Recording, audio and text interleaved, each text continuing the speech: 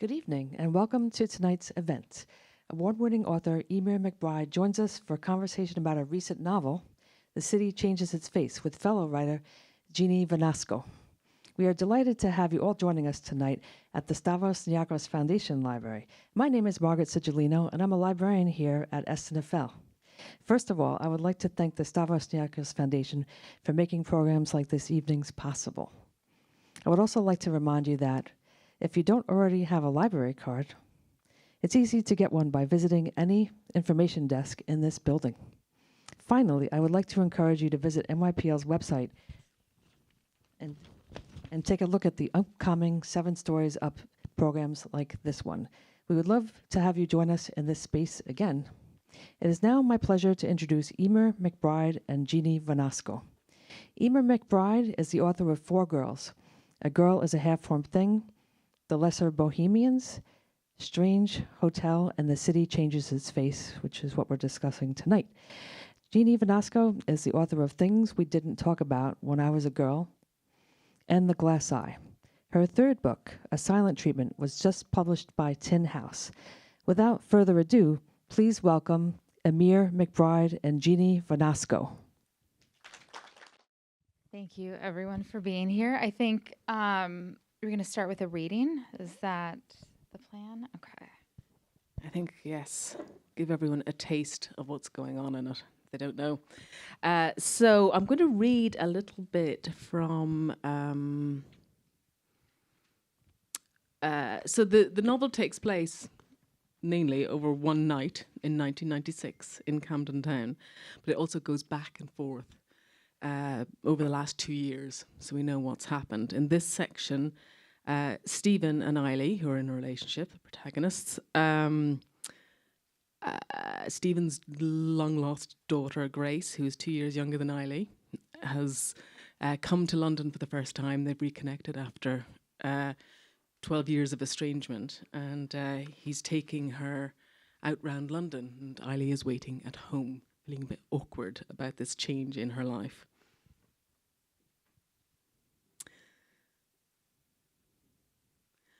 Better back to deep that afternoon when, dilapidating further our lino, I paced your return.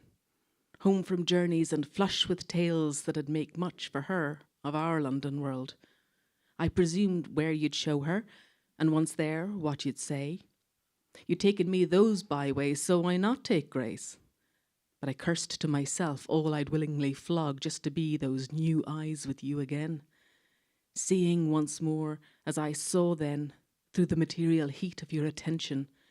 And not just those sod ends of city, but the odd ends of you too, preserved as you'd once traversed them in your own sealed ago, noting bookshops, tower blocks, pub stops, more, except you'll doubtless be obscuring some history from her, a necessary blind to all the underpast I've seen. So I thought, for her, London will sit high above the waist, a cleanliness atoned for with jokes from Boswell or tales of the craze, smatters surely of when I first arrived back in the 70s, or apologetically when I was new here. As is right and proper, as should be, and while I'll never pass the Lammen flag without a wince, by Grace's singular rights she never will. Such a pretty place, this pretty bucket of blood, in this pretty changed world, and your pretty divvy of it up. So, what's the special balance stricken for her? Ambiguous truths and a warily worn mask, all unalterable facts secreted within finely graded gags? Or just swallow your past's every unsavourable surprise and hope they won't surface again? You do know a thing or two about dodging questions, and were, after all, accomplished at compartments until I pulled out the drawers. Plus she hardly knows which stories really exist, no matter about her mother's gossip. Or so I think. And so I wish, and know that you do too. You'll not want her stood like me at any fraught reveals, or wobble-legged among the aftershocks, waiting for peace. She is Sunday best. I am bedsheet creased, where the belly is dark and damp lick rich, where your body tells me, and I tell it, as well as what we whisper between ourselves in the dark. Terrible things to outsiders' ears, but to us, just ourselves, no matter where we are. Those stories she's heard but isn't made of, in the marrow, like you and also me. Thank you. That was beautiful. So I just want to actually like preface this. If you hear me rhyme this evening, I have been so immersed in Eimear's books that I find myself unintentionally doing full and slant rhyme in conversation. I'm getting a lot of weird looks from some of my students. But what I love about that passage too is we get a feel for like the McBridean sentence, which I think of as just a sentence that has never existed in the English language before. And I thought, if it's okay with you, I'd start with like a little bit of a craft question that is connected though to content and conflict. I noticed in these, so the book is punctuated with now sections. It's entirely told in Eily's point of view, but then we also have these past sections. And in the past sections, Eily is doing a direct address to Stephen. Stephen is Stephen, he's a he. But in the now sections, in the past sections, he's a you. I got that inverted. In the now section, he's a he, right? And so I thought it was really interesting and says so much that there is that Eily can do that direct address to the past, but in the now, there is that distance. And I think it's deeply connected with the conflict of the book. And I'm wondering if you could speak a little bit about that craft decision, and also, well, I've got a follow up, but just maybe starting there. Yeah, I when I started to write the book, I wasn't aware of it, and then I sort of noticed that it had happened by itself, but the other way round, which was in the past she was talking about him, and in the present she was talking to you. And then I realized that didn't actually work as I went along, because the past is a kind of a happier time for her. Whatever the difficulties in it, this earlier time in their relationship is happy and close, and that's why he's addressed in the close second person, and that actually it was a way of simply showing that there was a gap. Suddenly there was space where there had not been space between them before. And that on this night where we enter the novel, where we return all the time, is into a place that was happy. Sadness has come. Right, and it is, for anyone who hasn't read, you don't need to have read The Lesser Bohemians to enjoy The City Changes Its Face. It still functions as a standalone novel, but I do recommend reading The Lesser Bohemians. Highly recommend. It's interesting that Eily is nostalgic for this previous time. And of course, it makes sense with the introduction of Grace, Stephen's long estranged daughter. His ex had kept Grace from him from the time she was, 4? And now she's coming back into his life, and she's 18, just 2 years younger than Eily. And there is... I'm curious, it is kind of connected to that previous question of that decision to move around in time, but also to choose the time you chose. Why, what is it, 18 months they've been living in the flat? What was it about that period of time? Was it that it was the introduction of Grace, and that was high conflict? Yeah, I suppose it's also just that old-fashioned sort of old wives thing that after 2 years of relationship, things start to settle down. Everything that was all kind of like crazy sex and good times, things change. By the time you get to the second year, things are sort of, ordinary life has come into the mix, and intimacy is experienced through the banalities of ordinary life, like talking about cheese sandwiches and who's paid the council tax bill. Who's done the dishes? And who's done the dishes, or indeed yes. not done the dishes. and so I suppose I just wanted to jump them forward from the end of Lesser Bohemians, where they kind of, there they are, they're happy, they're making a choice to try and go for it, and to see where they are, and then also, I realized I was going to, because originally when I started to write the book, I wanted it to be very small, very neat, and it would just be the two of them in the flat over the course of this one night. But as I started to write it, I realized it didn't make sense, because unless the reader knew what had happened, how could they possibly, be emotionally invested in what was going on between them in the room? And and obviously one of the biggest, incidents in the previous 2 years is the arrival of his daughter, and into this kind of very close relationship that's been conducted in sort of tiny rooms just between the two of them. Suddenly they're in a flat with an extra room, and there's another body in that space. There is somebody else who is deeply connected and has a right to be there, and who wants to be there, and who they both want her to be there, but it's complicated. Of course it is. It's so interesting that Eily, right, it both makes sense and doesn't make sense. She doesn't quite get it, right? Stephen's anxiety about why it might be weird to have sex with his daughter in the next room over. And I don't want to, I guess I'll be a little bit reticent. I don't know what might be considered a spoiler or not. But I think like that age difference has a lot to do with it. And I do believe this is very much a love story. Like, yes, there's a 20-year age gap, which may seem, I don't know, odd to a modern reader, but it's very much a consensual relationship. And if there's any proof it's a love story, Eily is writing a novel and she gives it to Stephen, and he reads it right away. I was like, Greater wow. love have no man than to sit down and read his girlfriend's book, that's for sure. Yeah, no, I told my partner, I was like, this guy Stephen read Eily's book right away. And it was really late at night and he was really tired and he still did it. Proof of love, if anyone needed more proof. So very much is a love story.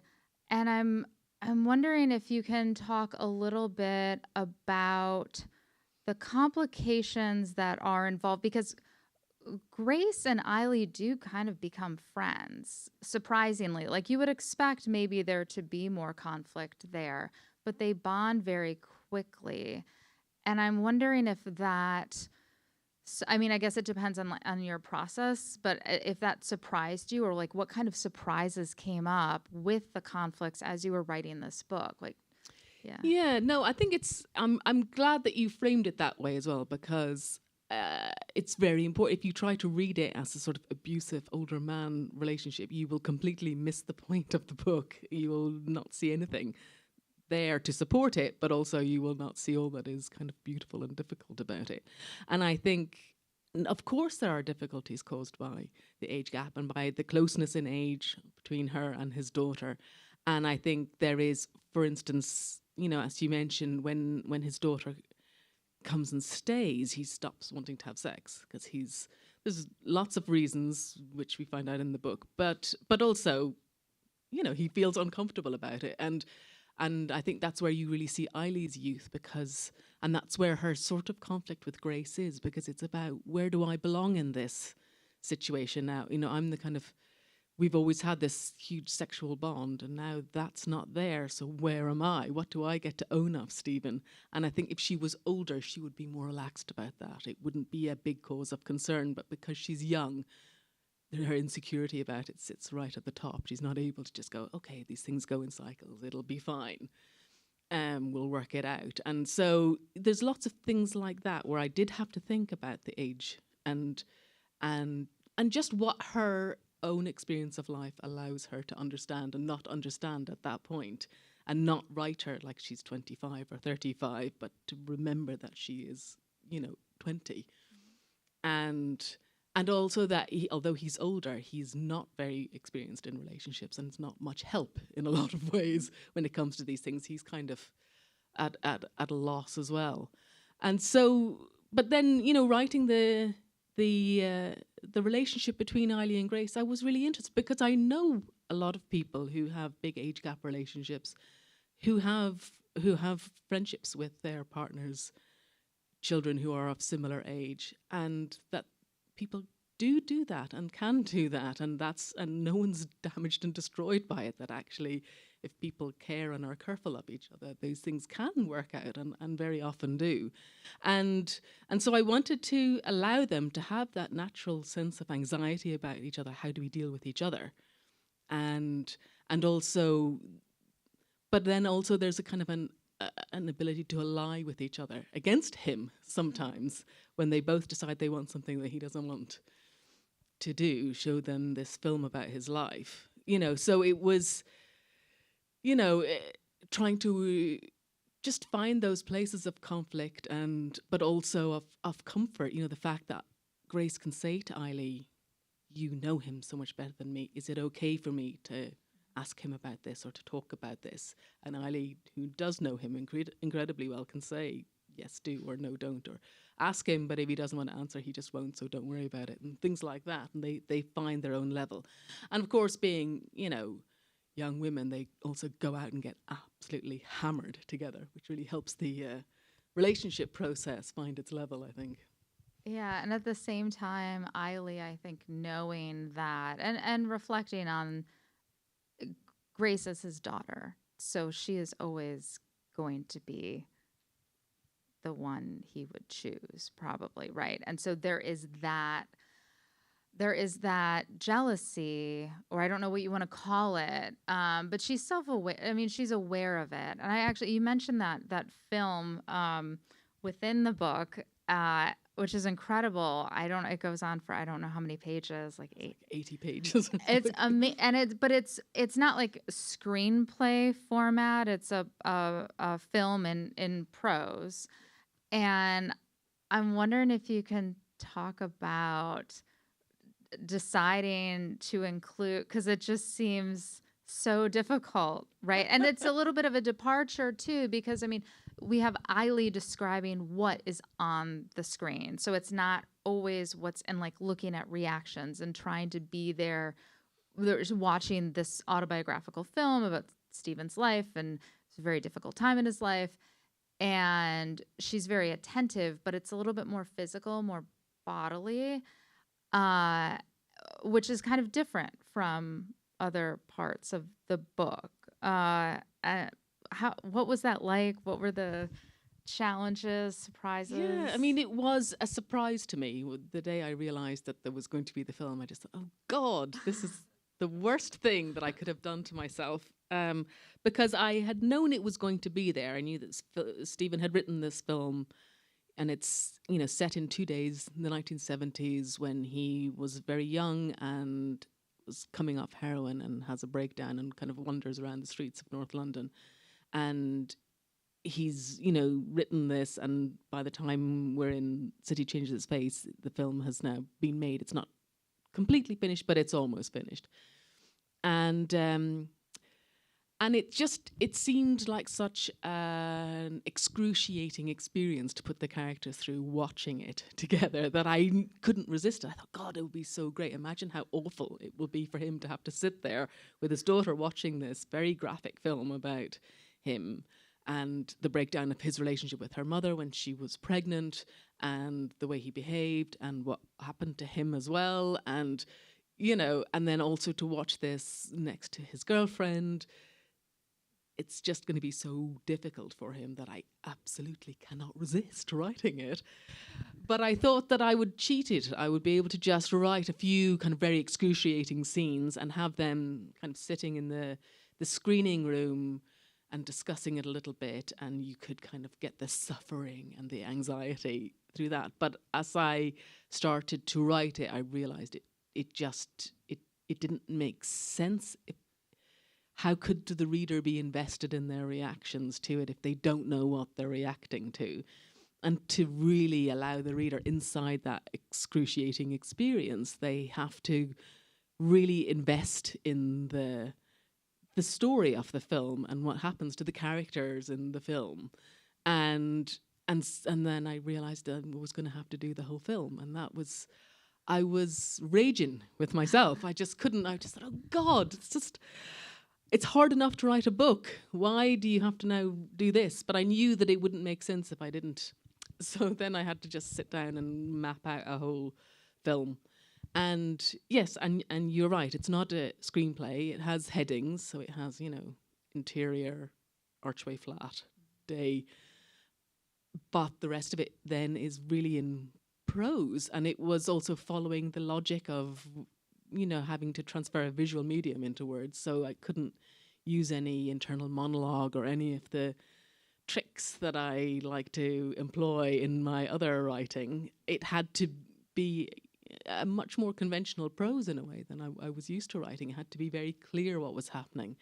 And so that was a learning experience. Well, it's so interesting too, because there's reflections on art making within the book, of course. Eily is a drama student. We gather, she decides to write a novel. Stephen was an actor. He's writing a film. And moving into these different art forms, and also questioning what is allowed in terms of adjusting the truth or reality, but also moving within different forms. And I'm curious as to, because I know from just reading a little bit about you that you had studied acting originally. And in the States, I find it very frustrating where we divide genre. Like we teach, okay, here's poetry, here's fiction, here's nonfiction, as if we're not all working in the same genre of the sentence.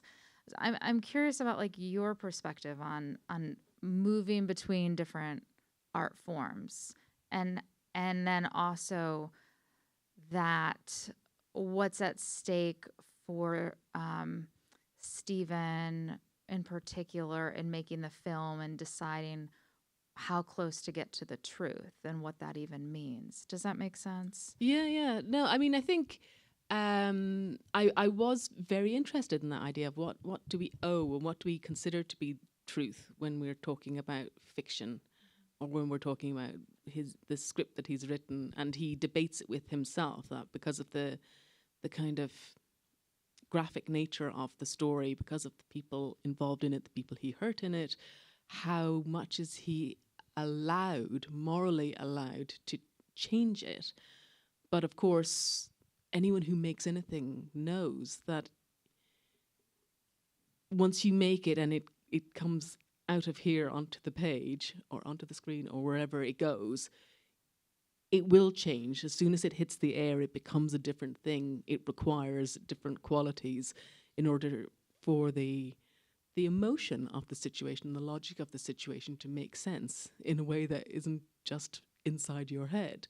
And that is a debate he has inside himself, and that I think a lot of artists in all different forms have, is, at what point do you allow something to take on a life of its own? And I think unless you're writing a memoir, I think you are allowed to do whatever you like. That's the point of saying it's fiction. And even though the film that he makes he knows it's very autobiographical, nobody else knows that. That's not the point of the film. He's not making a confession for the public. He's trying to make a work of art and have something of value. And in order for it to succeed on its own terms as a piece of work rather than a piece of confession, it has to be allowed to breathe and expand and change. And so I was, interested in that, and also interested in that kind of migrating between forms, because I think you're right, and I feel, because I've also made a short film in the last couple of years, and so I feel like I've moved around a couple of different genres, but to me they all seem to be the same thing, coming from the same place in a way, and it's just about understanding the different rules and how you transfer one thing to another, but the impulse comes from the same. The impulse to act was for me something about character and about language, and then it was only later I realised that actually I really wanted that to be about being the boss of the situation rather than the interpreter of the situation. But that impulse to create people for me is so important. And then when I came to make my short film, that was again the same. It was so much about character, I think. Do you think, having then worked in that medium and made a short film, I have friends who are screenwriters, and they talk about short stories are so much easier to adapt, even to full length film, right, or novellas. Adapt. Do you find that the process of writing a screenplay, that there is something a little bit different than how you write a novel, or do you approach both forms the same way, or? No, I mean, Okay. completely. So with the novel, I have to start at zero. I don't know what I'm doing. I don't know what's going to happen. All I know is it's writing time is here again, and it's time to open up Word and make a cup of coffee and sit and stare and sweat for a while. But with film, and so, you know, when I write a novel, I never know how it will end. I don't plot out an arc. I just start to write, and it grows from that, and it's just a constant edit and re-edit every day until it grows big enough to count as a book. But with a screenplay, that has to be mapped out really early on. That you've got to know exactly all the points that you're going to hit, and it can of course change, but it is a very different, because you have to obey the logic of a visual medium. You have to be much more disciplined, and I mean, I also think that it's easier to adapt a novel than a short story. Oh, okay. Because I think short stories are quite good. Short stories, obviously, they're sort of a perfect thing all in themselves. And I think it's very hard to take something from one form and transfer it exactly. I think novels, there's more space and there's more threads to pull at. There are more gaps and room for you as an interpreter when you're adapting as well. So I find it easier to work on it. Oh, okay. I am curious. I'm sure you're getting this question a lot. I'm not sure. But if you were to adapt The City Changes Its Face into a film, I'm curious about how you would, like, what is the essence of it? What would you keep?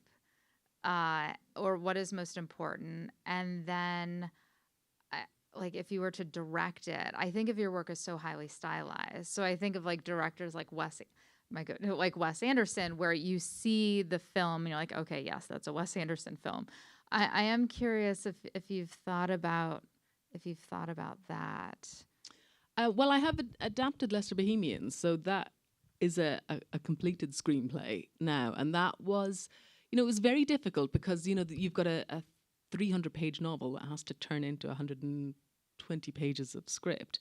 So necessarily you're throwing out huge swathes of the novel. You know, the first draft I did of it, and I had never done any screenwriting before, and the poor producer was like, okay, given your writing style, it's probably easier for you to do it than us to get someone else to do it anyway. So, you know, come back. I arrived back with this 300-page script and immaculately, you know, reconstructed novel on the, and they just sort of looked at it in horror and went, okay, please come back with about half of this and then we can have a serious conversation. And that was a real sort of turning point for me, a real moment of revelation. And then I really understood that I had to allow the novel to be different, to become something else, because it just couldn't work in a literal translation like that.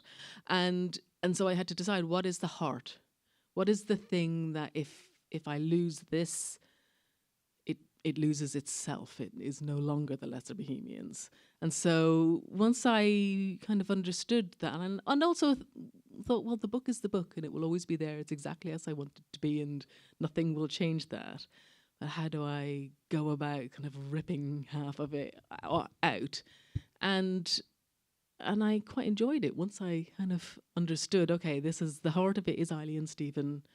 The heart of it is this journey from a sort of a cold December night where they go to have a one-night stand to a warm July evening where they're in love with each other and want to try and work it out, and all the things that happen in between. You know, how do I make the audience want to be part of that? What would it be for The City Changes Its Face? I mean, at the risk of, I guess I don't want you to risk spoilers, but just the essence of this. Well, I mean, obviously, again, it's Eily and Stephen, and the space that's opened up with Grace. I think the difficult thing would be to handle the film inside the film, But I don't think that's impossible. But, no one's offering me any millions to go and do this yet. But when they do, I'll let you know how it goes. I hope they do. I'm just checking the time. If anyone, or start thinking about questions, or if anyone has a question that you want to jump in with, you're welcome. I'll just raise your hand. But while you think on that, I thought it was very, like, you're also very good at including humor. I mean, your book, like, there's a lot of sadness too to the books. A lot of sad things happen, but there are also some very funny situations. I was thinking about when Danny, so we know him from the Lesser Bohemians, and he's playing a younger version of Stephen, and he was friends with Eily, and he comes into the picture, and Grace does not know what the film is about, does not know what's up with Danny, and is kind of like looking him out, checking him out, and has no idea that he's going to play like her father. And there are a lot of these moments. They're funny, right? I'm curious about like how, because you write books that are very sad, how much you think about though humor in your writing, because I think you do have humor, but like what. I mean, is that something that just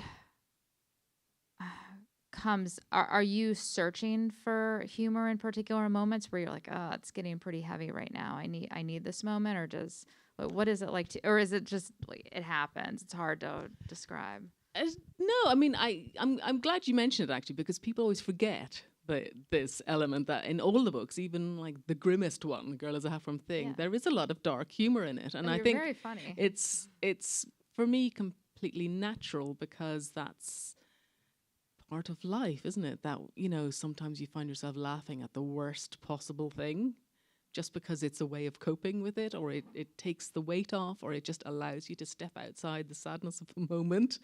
And it's just something that's surrounded me all. I remember when my father was dying, and he was dying at home. It was very sort of Irish, and his sister said, you should get the shroud and you put it under the pillow, so that it's warmed by the body before they die.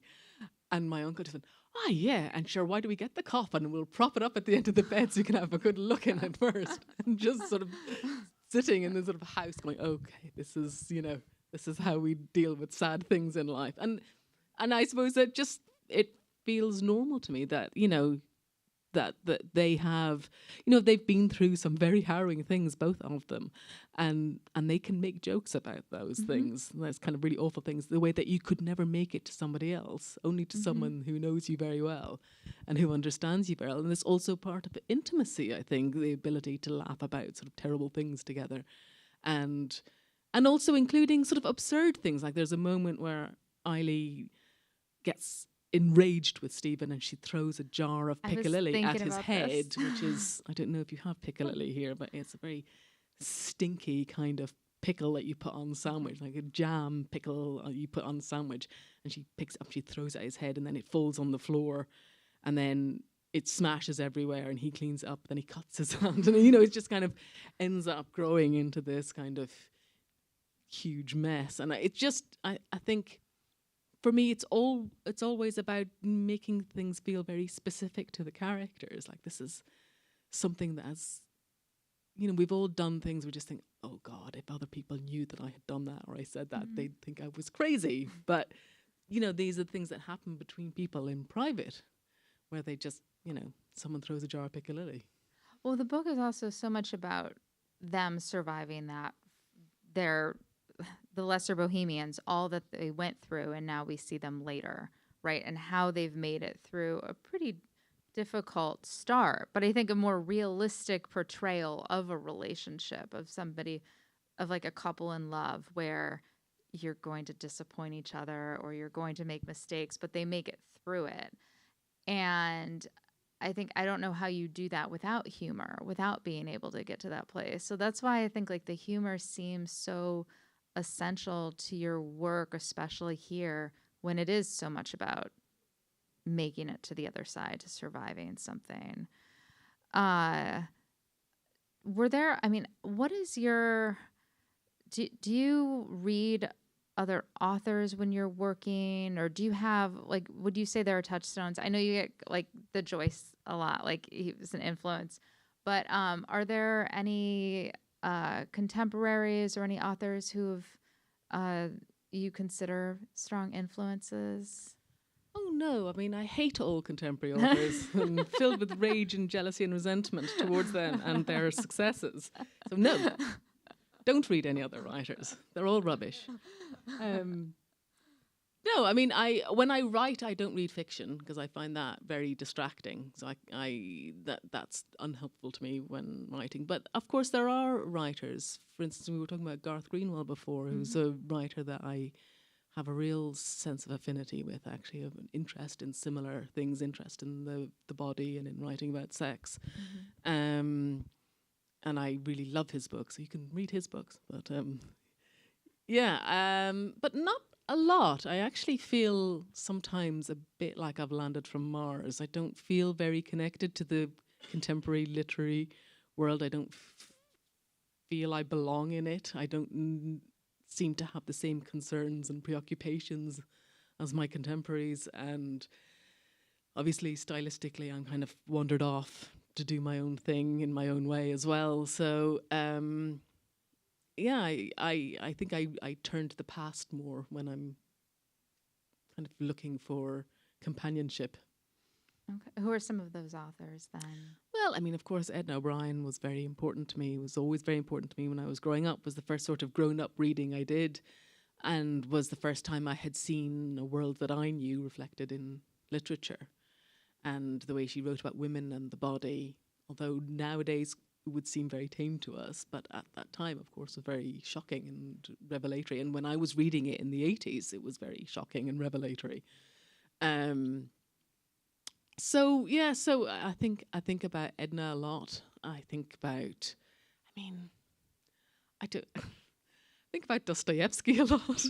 He's on my mind quite often, or Thomas Mann as well. And certainly Thomas Mann, I was thinking about him a lot when I was thinking about Death in Venice a lot when I was writing my novel Strange Hotel. And it depends. But Beckett was also very kind of a big influence on Strange Hotel, even though I had a fellowship to work in his archive at Reading, and it was, it's very miserable because it's Beckett, and you spend a lot of time kind of looking at his completely illegible handwriting, and everything is just so depressing. And I started to write this novel just as a way to escape Beckett, just a bit of something else in my life. And I got to the end of it, and I looked at it, and I thought, oh, Jesus Christ, it's the most Beckettian thing I could possibly have written. It's really so influenced, and I was so determined that I was going in the opposite direction. But there you go. Sometimes influence just leaks in anyway. Yeah. Well, does anyone have any questions? We're going to pass a mic around too because we're recording. So we just want to make okay. sure we capture your question. So if you have one.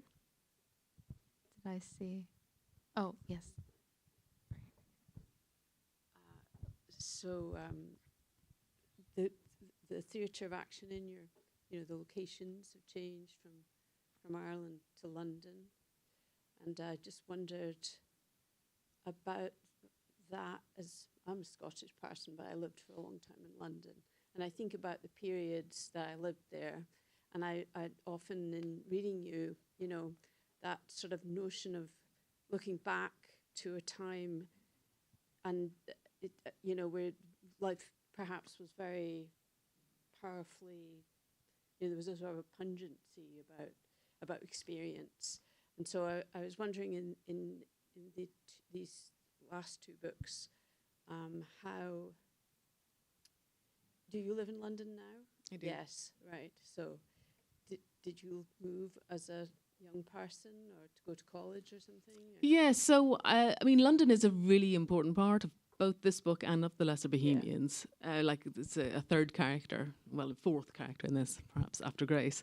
And when I first started to write Lesser Bohemians, I had been living in London for a long time and had moved back to Ireland. My husband had against my wishes, got a job in Ireland and we moved back to Ireland. And I was very homesick for London. And that's when I started to write Lesser Bohemians. And it was originally, I wanted to recreate that London that I had known as a young woman in the early 90s. You know, I wanted to write about Camden Town. So the Camden that I write about in both this and the Lesser Bohemians is very autobiographical in a way. But also it's kind of emotionally autobiographical representation of a city rather than a historical one. Because I decided early on what I wanted to do was to recall that city as I remembered it. So I didn't go back and check if was that shop really open in 1994 or did it not open till 1996. You know, I just thought, okay, if I remember it, then there it goes. So it was like the opposite of Joyce and his, you know, if Dublin gets destroyed, you could rebuild it brick by brick from reading Ulysses. This was like the opposite. If this happened to London, what you'd get is like the London that I remembered rather than the London that existed. And it felt very important to have that as emotional ballast for the novel, because I knew the novel was, you know, it's very difficult in some ways, painful novel. And it felt really important to have this thing that was so much about love, this love of the city, and that kind of extraordinary moment of when you're young and you leave the small town and you come to the big city and no one can see what you do and you do everything, and how amazing it is and how dangerous it is, and how later on you think, oh my God, what was I thinking or not thinking? And it's really powerful, and it can be any city or any place. Anyone who's ever left somewhere to go somewhere else knows that. And that was very much part of why I wrote Lesser Bohemians the way I did. And also why in City Changes Its Face, the attitude towards city is different. You know, the city has become darker and it's become more difficult because that moment, that exciting sheen has gone. Suddenly you're there and it's expensive and it's dangerous and you see it in a different light. And when things aren't going well in your own life, the city closes in on you. And so, yeah, London is a hugely important element. And do you think of Ireland when you're in London? No. I wrote A Girl is a Half-Formed Thing, and that was my Irish novel, and I don't know if I would ever write about Ireland again. And also, I haven't, apart from the 4 years when I moved back, I haven't lived there. So I have no contemporary Ireland to write about, really. The Ireland that I knew growing up as a young woman, that Ireland is gone. That is completely gone now. The country is very changed, and thank God. But it doesn't exert any hold over my imagination, Ireland, whereas London feels like such a living and important thing to me. And I take my Irishness with me, and all the characters, wherever they go, in City, in Les Bohemians, in Strange Hotel, they're all Irish. They're just living elsewhere, but the Irishness comes with them. But it's a diaspora Irishness. It's not a. It's not so a Joyce sort of. and Beckett, the same. Yeah, it's an escape from Ireland, while still carrying it heavily on your back as you go. And in Camden also, which is the London Irish place. Well, which was certainly at that time, although it didn't feel like it. I mean, at that point it was Kilburn, so I never went to Kilburn because I never wanted to be involved with any kind of Irishness away from home. I wasn't interested in going to Irish pubs and, you know, the kind of sentimentality that people have when they leave home if they miss it, because I didn't miss it. I wanted to leave. Young yet, that's all I can say. I thought that when I came here. Yeah. And I lived in a place where there was a St. Paddy's parade outside the flat, and I was like, have I ever put anything on myself that, you know, is in the heritage? And now I spend all my time playing the fiddle and going to Irish bars. But that's as an older person. Yes. We do have some questions on the other side. Should I go? Oh, okay. Thank you so much for being here and talking to us. I'm I'm going to ask this even though it's not fully formed, so apologies in advance, but I guess... Half formed is good for me. Yeah, exactly, yeah. I wanted to ask about the sort of impulse that you had to like revisit the same material from so many different perspectives. I think there's something really interesting going on where in City Changes Its Face, you have Eily reflecting back on the past as like, this is when the relationship was good. But then we also have the Lesser Bohemians narration of the same relationship. And so we've been able to see like, it was good. There was a lot of really difficult things in there too. So there's like that sort of gap that it feels like you're trying to say something about, maybe sentimentality or nostalgia, or sort of like reinscribing the same set of events with sort of like different weight depending on where you're approaching them from. And then I guess also like structurally, there's something very similar about the same events in Stephen's life, the sort of long narration of them being the centerpiece of the Lesser Bohemians, and then similarly narrated but formally very different, a lot of the same events as the sort of centerpiece of City Changes Its Face. So it feels like there's this sort of like center of gravity that both novels are kind of orbiting around and like poking at different aspects of it. It was just such an interesting choice to like revisit the same characters and check in on their relationship in a novel that it doesn't even really feel like a sequel. It feels like it's like a palimpsest, like it's kind of sitting on top of the other one. So that was not quite a question, but can you talk about some of those things more? Yeah, thank you. No, yeah, I mean, I do find it very interesting. And of course, if you've read both books, you can see where there are overlaps. And also, you know, if you're a real nerd, you can see where the story is told in, some things are said in one way in Lesser Bohemians, and then they're kind of changed. And in The City Changes Its Face, or you can see the story. So in Lesser Bohemians, Stephen sits and there's a long kind of narration where he tells, in a very sort of Victorian novel way, he tells the story of his life. And so in City, when we get this kind of the long film, that's like zooms in on 2 pages of this story from Lesser Bohemians and opens it out into 80 pages. And I was really fascinated in that, and how we've got the short version and the long version of how we tell our lives and how we think about our lives. And yes, the emphasis changes. So when he tells her in Lesser Bohemians, it's very raw. It's the first time he's ever told anyone this whole story in this way. And of course, in City Changes Its Face, he's made it into a film. This is not a secret story anymore. Lots of people know this story now, and he thinks about it differently, and he allows it to change. It becomes a different story. It ends differently. The film ends differently to the way it did in real life. And I am fascinated with that. And in this kind of, you know, when you've been in a long relationship, the way you talk about that relationship and the way you think about it, the way you remember it shifts. The things that were good and the things that were bad become different and carry different weight and have different emphasis over time. And yeah, so I was hoping that readers would be interested by it, not this again, she's doing it the second time round, she's already done it, but to be able to embrace that and see that that was, you know, a way of exploring how we think about our own lives, actually.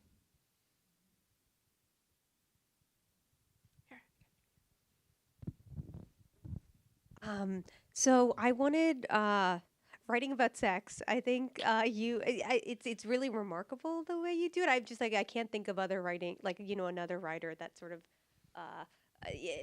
writes it in a way that's so provocative but also like artful. And it would be great to like just hear about, you know, like the way you think about that, and like, is it a fine line to thread, and like, how do you?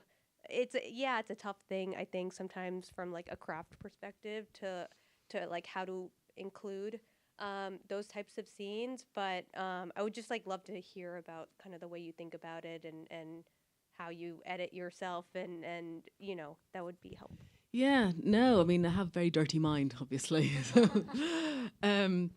No, I mean, with Lesser Bohemians, when I hadn't really planned for it to consist so vastly of sex scene after sex scene, but it just sort of kept reappearing. And at first I was like, what? I don't know. This is like too embarrassed and shame myself, perhaps. But But then I realized that it actually was about character, and that was the purpose of it, that it had its own purpose inside the story. It wasn't, and that was not a way I had seen sex used in any other form really before, as a way to examine who someone is, where you kind of remove the words and the thoughts and you allow the reader to understand who these people are through their bodies and what's happening. And then once I understood that that's what it was about, that it had a purpose, then it was less embarrassing. And also, but then also it was about, how do we go about that? We have terrible vocabulary for writing sex because of censorship, because of everything else. And it's all quite male, most of it. So the first thing was, okay, there's a list of words I'm not allowed to use. There shall be no thrusting, there shall be no grunting and pumping and grinding and nothing, no sex words.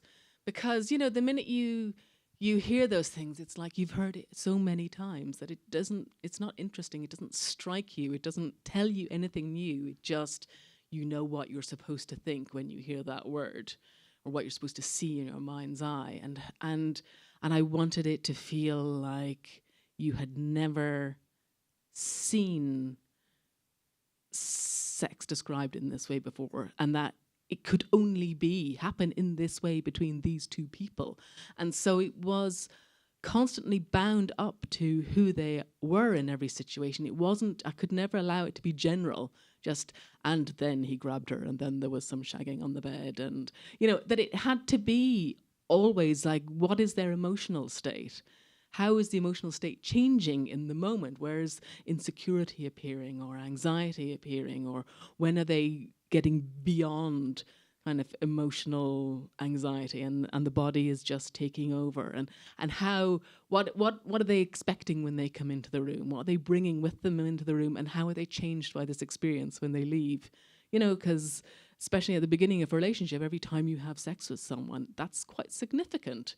And the relationship grows on the basis of those experiences, and you bring that experience, the end of the last one, into the beginning of the next one, and that's how you know who the person is. And outside of all the talking and everything else, the kind of the animal part of you, the instinctive part of you, that's how you get to know that person. And I wanted to try and just capture that and be very specific about it, and to capture all the unromantic, unsexy stuff that happens in sex, like, she puts her foot on the floor and there's a bit of grit because it's not been hoovered in about 500 years, and, or someone knocks over a cup of tea, or they're lying in bed afterwards and a cigarette and he's got the saucer on his chest that he's putting the ash in. It's all that stuff which is just specific and intimate, and just about these two people, so that you feel like, God, I really know them. I know what's happening between these people in this room. And just always keeping an eye on that, so that there wasn't suddenly some kind of random thing someone did that had nothing to do with anything else they'd ever done. So, yeah, specificity, I think, was the key for me. Do maybe one more? Anybody? I think we have time maybe for one more. Yeah. They don't want to do it. They've had enough. Oh. Hi, thanks for being here. I'm wondering if you can talk about the genesis of Stephen and Eily, like what parts of them arrived to you first, or if you kind of developed them together at the same time, or just the genesis of them as characters. I mean, Lesser Bohemians is it was like the best part of 9 years it took me to write that book, because I didn't understand what I was writing for a very, very long time. And the first draft of that novel is completely different to the finished novel, whereas Girl is a Half-Formed Thing is pretty much the same.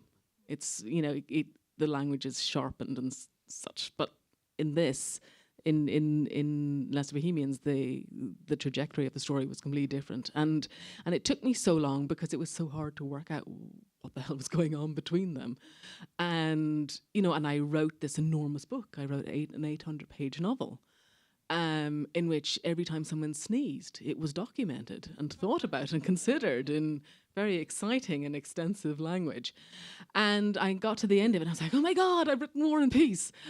And then I started to look at it, and I was like, oh shit, it's like the biggest sketch for a novel any human being has ever written. No one could expect a reader to troll through this. But the point of it was that I did know what the book was about then, and I did know who they were, and so then I went back and edited it, and my rule was, if I don't remember it, cut it. Anything important, I will remember it, and that stays, and that's how it got cut down to 300-page novel. And so they just kind of grew over time, and it like, for instance, Stephen's long monologue, the sort of the long night monologue, that wasn't, that took quite a few years to get to the point where I knew what that was. And I suppose I just came to know they just became alive for me, and they stayed alive for me as well. And so when I finished Lesser Bohemians, they were still there. They were still alive. I was still thinking about them. I was still thinking, oh, what now? What's happening to them now? I was completely obsessed with them. And in fairness, I am still completely obsessed with them. And they lit. Whereas with Girl Is a Half-Formed Thing, with Strange Hotel, when those books were finished, I was done. But Stephen and Eily still have a bit of go in them yet, I think. Well, yeah, great. Oh, All right, we can squeeze in one more, but just use this. I am not a writer, so I'm just curious. One thing: do you ever create a character that dissolves or disappears completely? And do you focus on do you begin with character and then find form, or do you ever have a form that you then try to fit characters into? No, I mean, with City Changes Its Face, I had characters, but that's the first time that that's ever happened to me. That normally I just start with nothing, not form, not character, not anything, just kind of a general sort of feeling of anxiety and sweatiness and something must be written now, otherwise I'm going to start getting very anxious. And I usually just, whatever the first thing that comes into my head, I write it down.